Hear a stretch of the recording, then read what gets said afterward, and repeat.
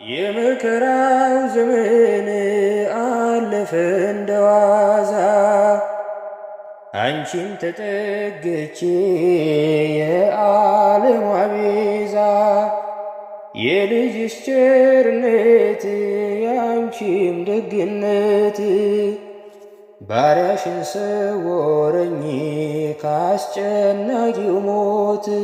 እናቴ ስምሽን ስጠራ አለፈ ያ ሁሉ መከራ።